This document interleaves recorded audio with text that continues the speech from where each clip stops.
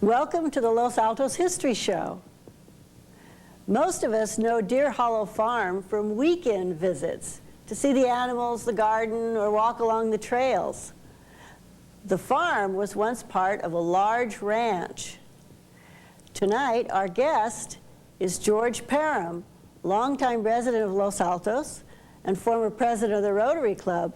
He lived on the ranch for 37 years, from 1937 to 1974. Welcome, George. Hello, glad to be here.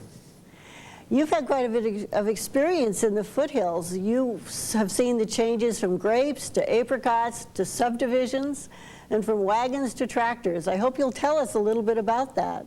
Well, I grew up there, as she said. It was a great place to grow up. My first recollection when I first heard about it was my father telling us one summer. He came and sat on a bed up in the mountains and talked about this wonderful ranch with horses. We had these two old horses, Blackie and Midnight, and we had the cows. We had places to ride, and it was just a marvelous experience to think about. Yeah, I imagine so. You told me you were about 8 when you went to the ranch. What were some of your first memories, and can you tell us a little bit about it? At 8, we played a lot. Mm-hmm. And for instance, we would go into the bigger hay barn, and we got so we could go clear up into the rafters and do somersaults down into the old hay that was down in the bottom. We never got to do that after the hay was real. When you say big barn, you mean the upper barn, the one at the foot of the trail? Well, that's what yeah, there's a white barn, milk barn we used to call it, and then the upper barn, the big hay feeding barn. Tell us some of the images you still carry from the ranch, mornings, evenings, anything that is a vivid picture for you. Well, my life was so much different than the children growing up right here today. I would get up very early in the morning, first off. I hated to be the last one up. And I'd go down to the barbecue area, right where Jasper's house is, that what they call Deer Hollow Farm now, and build a big fire.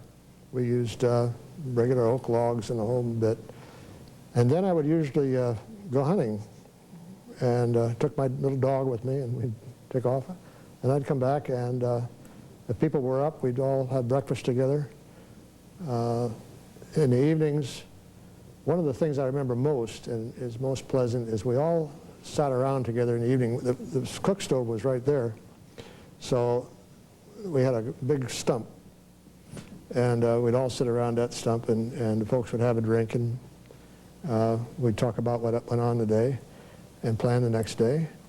And part of the cooking was always done with these big frying pans, believe it or not. That's a big one. And we had 2 of them, and we used a lot of big ceramic pots and things like that on this huge barbecue. Did you do some of the cooking? Oh, yeah. As a child? Oh, absolutely. And we cooked quail and deer and or rabbits, whatever we had. One of the things that we used to get a kick out of is sleeping up in the barn, up in the white milk barn. Go up there and we'd burrow holes in the hay again. This was before it was really good hay later on. And it was just a wonderful life. We used to actually fish up there, which you can't do anymore. Was that in Permanente Creek? Yeah, yeah. They used to catch steelhead up there. What are some of the special memories you have of particular events? Well, several. One is putting a rattlesnake in the refrigerator, which my mother found to her chagrin when she opened the door, and it came alive kind of and fell out. Another one is probably the worst day of my life, literally. Growing up there, we raised our own hay, and we had a really old truck that made lots of noise coming downhill. Just ground and ground and ground. So, first load of hay in the barn. And my job was to sit in the pickup, and I'm a little tiny tot, youngster, and at the far end of the barn, I would pull on a rope, which pulled the hay up into the barn. We'd drop it. We have one load of hay in the barn. The truck's going up to get the next load. And my instructions were to empty the pickup before the load came down again. So there was a comic book on the front seat next to me, and I read the comic book instead. And pretty soon I heard the truck come down, starting, you hear it a long ways off. So, uh-oh. So I take off, and I got to the first gate by the pig pens, and I happened to look back, and here's half a rope hanging behind me. And I thought, uh-oh. And I walked around, and my glimpse of the barn was about as bad as any young boy should have to see. The whole barn was cocked over, leaning. The whole roof had come down into the barn. I walked around and looked inside. The inside pillars were all pulled over. While the truck is grinding down the hill. And I couldn't stand it. I was just panicked. So I finally walked down to meet the truck, got on the running board, and told my dad I'd pull down the barn. And he came up and he took one look at it when he finally got up there. And all he said was, "Oh, nuts." And he walked away. That was a bad day. I've never forgotten that day. I imagine they never let you forget that day. No. You even had roundups, right, once a year? Yeah, we did, every spring. We had about 35 cows plus their calves, and we'd always have a bull or two. And that was always a big day. We'd invite friends, and actually sometimes we had more horses than cows because people loved to rope in the corral. And but the little people, the young folks, would haul the tools back and forth. We had our own branding iron. This was an earlier model, so we had the fire going, and all the people that were connected with it. And after the roundup was over, the kids would get into the calf roping. A wonderful time. And then we'd all have a big barbecue after that. So now, did you only brand the first-year calves? Yeah. Yeah, I mean, every year we brand and go through the whole routine with the vaccinations and the ear tags and everything else you do with the branding. So you were talking about horses. You brought some spurs here, too. Could you show us those? Well, these were again, we're talking about growing up in a different world. These were my first spurs, so you can tell I was pretty young. They're kind of sad shape now, but that's what I got. They were so much fun as a child to get things like that. These are the ones I used years and years and years after that. These were actually my father's before that. One of the best experiences talking about things that I got was one Christmas. I think my best Christmas present ever was waiting for me after all the presents were opened, and we looked over behind the tree, and here was a .22 rifle, which I used forever and ever and ever, still have. That was a lot of fun. What did you hunt? Mostly rabbits with a .22 and quail with a .410. At that time, the trappers came in. Dad allowed trappers to come in and were trapping coyotes and foxes, primarily, and bobcats, and took them up to parts of San Francisco alive. And that made it great for the rabbits.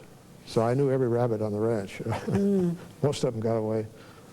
It was a great time. Did you ever have hay rides? Well, Easter time was another special event. In fact, we still do it at one of my nephew's places. The whole family gets together, and of course it's a great place to hide Easter eggs. It goes on and on. So when it's time to actually hide the Easter eggs, I hope there's no little ones watching this show. Anyway, we'd have a hay wagon ride, and everybody gets on the hay wagon, of course, and takes off, which clears the area for us to go ahead and hide the Easter eggs. So it was just diversion. Yeah, exactly. And then we'd go to Montclair School with a hay ride, and certain occasions whenever, for I guess fundraising days or something, I can't remember now. And usually at that time it would be a tractor, but originally it was horses. Ah, so you took the hay wagon down for the kids at Yeah, school. yeah, I see, yeah. I see, yeah. When we were kids, we used to play in the creek. Did you play there too? We played in the creek a lot. We used to make little dams, and we had some, well, like, not exactly reeds, but they were hollow, very tall weeds, and they were in segments, so we'd cut them up and make pipelines and canals and diversions and all kinds of things for us kids, and it was great fun, great fun. But my guess is that kids didn't get to play all the time. What were you expected to do for chores? Well, besides cleaning out the pig pen, which I hadn't mentioned before, we used to have to get into the water tanks, which we had a lot of water storage up on the hill, and some of them were up about 18 feet tall, and others were lower. But we'd have to go down inside of those things with brushes and scrub brushes and buckets every year and clean out the water tanks. The one chore that, about the only one I can think of I really didn't like, was working in the vegetable garden. And we had a vegetable garden that was close to an acre, actually. An acre? It was large. And we had every kind of vegetable there was, I think. My mother used to can a lot and put up things, and string beans, and but it was not a job that kids like to go down and pick, berries. It's so boring. And we had some of the most wonderful tomato fights that you ever saw. Tomato fights? Tomato fights. Until the hammer came down again, but Now, was that garden near Jasper's cabin, or was that down by the creek? Well, it's as you come into the ranch, it was on the left, and it's below the house where the ranger is. Yeah, right. Okay, good.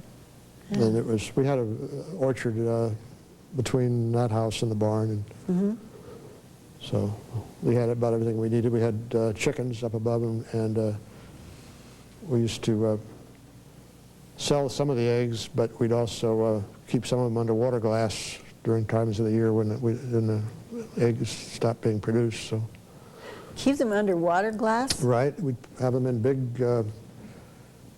ceramic tubs and lay the eggs in very carefully, and then you keep adding this gelatin kind of what we call water glass, and it cut the air off.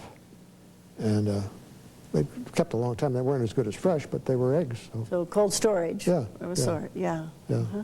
As you grew older, how did your life change? What did you learn how to do, and how did you spend your time? Well, a couple of things.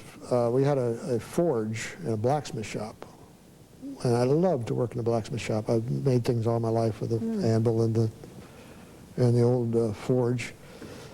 Where is that today? Which building is that in? Well, if you're facing the door of Jasper's house, across the road to the left, right against that creek, there's that shed there that we built. But the forge and all the blacksmith equipment, most of it was there when we got the place. And we did everything. Besides the obvious fences and then water lines and whatnot, we would do our own, I'd do my own wiring. I wired that shop, in fact. We'd just go to the nearest either transformer or where it came into a building someplace and string the wire through the trees. We built things. Whatever had to be done, we were very independent. You were telling me about electricity. Yeah. Tell me the story about the electricity. When we first moved there was no electricity. There was no gas even. We had kerosene lanterns. And we actually, first we just slept in sleeping bags down around Jasper's house, but eventually we got a little more sophisticated and got gas lights. And then at some point, Dad found out that for every appliance, he would get so many feet of wire and including telephone or electric poles. PG&E had some kind of a program. So Dad being in the dairy business, we had a freezer in the barn, we had a freezer in the upper barn, we had a freezer in Jasper's house, we had refrigerators, we had electric stoves everywhere. And so we finally got electricity, and then eventually we got rid of some of the extras. Well, it would take quite a few appliances then to get enough electricity for that ranch. So yeah, you had well, a lot I'm sure of we acres. maybe had to pay for some of it, but it helped. And Yeah. originally, all the heat, like where the little house is still today, the big old house that was there was just one huge cook stove, you know, the big old black stove in the kitchen, and a fireplace in the living room. And I remember in the wintertime, some of our best winter vacations were up there at the ranch, and we'd come in at lunchtime, and the kitchen would be, all the windows would be covered over with vapor on the inside, because Hannah would be cooking. And then at night, upstairs, the water would freeze right next to our bed. It was cold. Yeah. And speaking of Hannah, the Andersons lived there almost since '37 until we had to get off. And every day we'd be out working, she'd bring her Swedish rolls and coffee in the morning and in the afternoon. It was wonderful. We have, you know, just a 10-minute break. Yeah. About 10:30 and one at 3:30 or something like that. Right. Those are the kinds of things you remember. Oh yeah, huh? and she made butter, and she'd let the butter get a little sour. Well, butter was always kept in the milk was kept in the milk pans until we'd skim the butter and make the butter.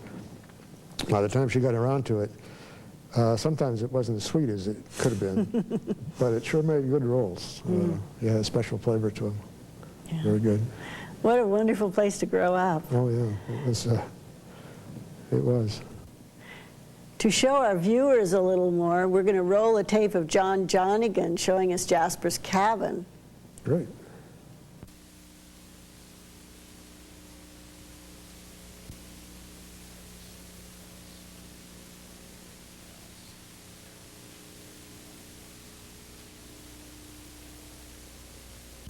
We're very happy to have a guest from Deer Hollow Farm.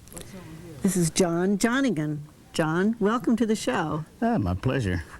I understand that at the farm you are sort of a jack of all trades. You do some counseling, some teaching, some fixing things, some feeding the animals, and what else? I'm, like you say, I'm sort of a jack of all trades. Actually, I started as a counselor. I went from there to part-time maintenance to now I'm the full-time maintenance person. The things I do, I open the farm, I deal with the feeding, care of the animals, repairing anything that breaks. I act as a docent with the general public, answering questions, and sort of just busy. Something always, and each day is different. Keeps life interesting, yeah. And what about these buildings? Were these buildings here? Okay, other than the cabin, which is one of the original buildings and the oldest building on the farm, the buildings around us are pretty much as they were. Their uses changed. We use them for, as an example, we have the office, which was at one time a carriage barn. If you look at the front of it, you can still see the shape of the original carriage doors, how they were cut for the carriage. The next building to that would be the apple shed, which is used for drying apples or drying fruit. It is now used as a museum. And then across we have the building which we call the Blacksmith Shed, and that's what it was. Well, we're particularly interested in the cabin. If you can show us that, we'd appreciate it. I'd love to. So we can just step inside and Okay. This room is really interesting, and I'm sure there's a lot to be said. Could you tell me a little bit about why it's set up the way it is and about the people who lived here? Yeah, well, a little historical background. The cabin, when it was built, was a one-room cabin, and it was used mainly by the hired hand. And over the period, there was probably 3 individuals who lived here. And some of the changes, there were some various changes that took place over that time. probably one of the most significant. If we look around, and we can see that during the restoration, they tried to get it back to look as it did during that period. One of the things that they discovered when they were doing the restoration was that there was some wallpaper. As an example, right behind us, there's wallpaper which they discovered after they removed some newspaper. So the walls had been covered with newsprint, and underneath that was wallpaper. Thinking back to how that came to be, there was one individual, I believe he was a second hired hand, who lived here. And I understand he was a deaf individual who went away and got married and brought a wife. And she decided that she wanted to make it give it a little more feminine touch, because the place is rather rustic. And as we look around, you can pretty much see that the amenities weren't as great as we have now in our homes. It was, we can look around and see that. But she added a feminine touch by adding the wallpaper. And I believe she got that from one of the Grant family members, and I think they refer to as, I believe it was Aunt Sarah, who provided the wallpaper. So this same wallpaper might have been used in the Grant home. Right, and may have been used here to, like I say, by the individual's wife. And as we look around, we also find that since there was no electricity, so most of the reading, as you notice, the table is placed by a window where the individual could sit and read the newspaper or write. And as they try to get it pretty much like that, they brought in items that might have been used by a person during that period, such as the ink pot. On the table, you'll probably see some bottles, which they may have had a little spirits in it. There'd be the bread would be cut here. And so over on that corner, on the opposite corner there, what is that? In the opposite corner is the larder. I mean the thing with the handle. Oh, on the table. Okay, the thing on the table, that's a coffee grinder. So they could grind their beans for coffee. And then beyond that, you'd also find that on the wall there's an abalone shell. So that was used as decoration, and that again was part of that feminine touch to kind of decorate the cabin. Where do you suppose they got the abalone shell? Well, being that we're fairly close to the ocean, they probably was able to pick it up there somewhere. And then as we look around the cabin further, we find that the stove, which is now with the help of the Grant family, Lewis and Virginia, who were very helpful in the restoration of the cabin. Now let's see, they're the grandchildren, right? They're the grandchildren of the original owners.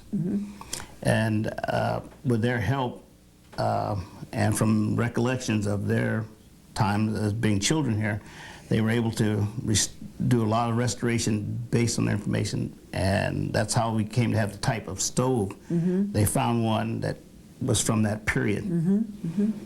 So it's got the tea kettle, the eggs, the skillet, the big pot. Right. And because you remember, the stove served more than one function. It served as a cooking, also warming. Yeah, that amount of wood was going to keep them warm in this canyon? Yeah, it gets very cold here, and that was one thing here that you would probably, that stove probably got a lot of use. They probably stayed pretty close to it. Right. Yeah. And what is the thing hanging on the wall near the door?